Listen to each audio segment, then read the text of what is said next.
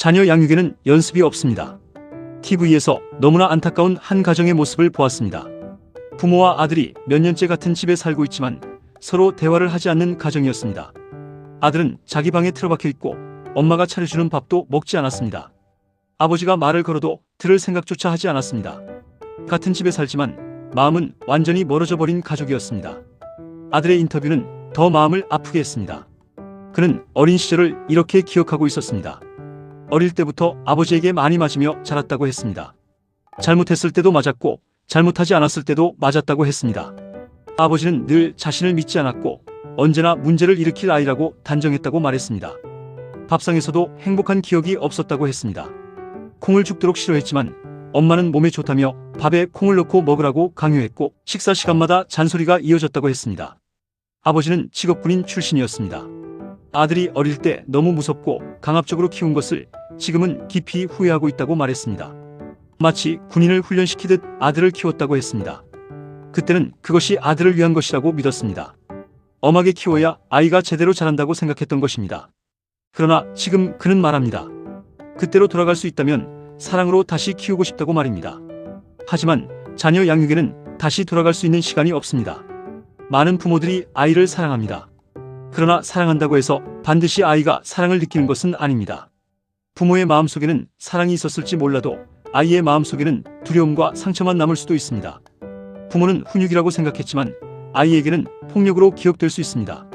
부모는 아이의 미래를 걱정했지만 아이에게는 믿어주지 않는 불신으로 남을 수도 있습니다. 특히 우리 사회에는 아직도 엄하게 키워야 한다, 맞으면서 커야 사람 된다라는 낡은 양육 문화가 남아 있습니다. 과거에는 그것이 당연한 방식처럼 여겨지기도 했습니다. 그러나 시대는 변했습니다. 무엇보다 아이들도 마음이 있는 사람입니다. 존중받아야 하고 이해받아야 하며 사랑받아야 합니다. 훈육은 필요합니다. 그러나 훈육과 폭력은 전혀 다른 것입니다.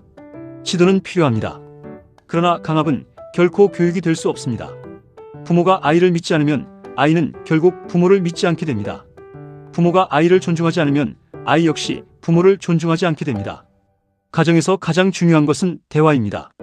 아이가 어릴 때부터 부모와 마음을 나누는 경험을 해야 합니다. 아이의 말을 들어주고 아이의 감정을 이해해 주어야 합니다. 부모가 먼저 아이의 편이 되어줄 때 아이는 부모에게 마음을 열게 됩니다. 아이를 키우다 보면 부모도 실수를 합니다. 누구나 완벽한 부모가 될 수는 없습니다. 그러나 중요한 것은 방향입니다. 아이를 통제하려는 부모가 아니라 아이를 이해하려는 부모가 되어야 합니다. 아이를 바꾸려 하기 전에 먼저 부모 자신이 변해야 합니다. 이 안타까운 가정의 이야기는 단지 한 집안의 문제가 아닙니다. 우리 사회 곳곳에서 비슷한 일이 반복되고 있습니다. 뒤늦게 후회하는 부모들이 많습니다. 그때 조금만 더 따뜻하게 대해줄 걸, 그때 아이 말을 한 번만 더 들어줄 걸 하고 말입니다. 그래서 지금 우리에게 필요한 것이 바로 좋은 부모 되기 운동입니다. 좋은 부모는 특별한 부모가 아닙니다. 아이를 존중하는 부모입니다. 아이의 마음을 이해하려고 노력하는 부모입니다. 아이를 두려움으로 키우는 것이 아니라 사랑으로 키우는 부모입니다. 부모도 배우고 성장해야 합니다. 부모 교육이 필요하고 건강한 양육 문화가 사회 전체에 확산되어야 합니다. 자녀 양육에는 연습이 없습니다.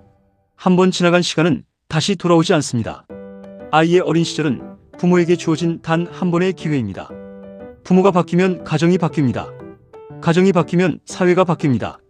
더 이상 뒤늦은 후회가 반복되지 않도록, 더 이상 부모와 자녀가 한 집에 살면서도 마음이 단절된 가정이 생기지 않도록 좋은 부모 되기 운동이 우리 사회 곳곳에서 활발하게 일어나기를 기대해 봅니다.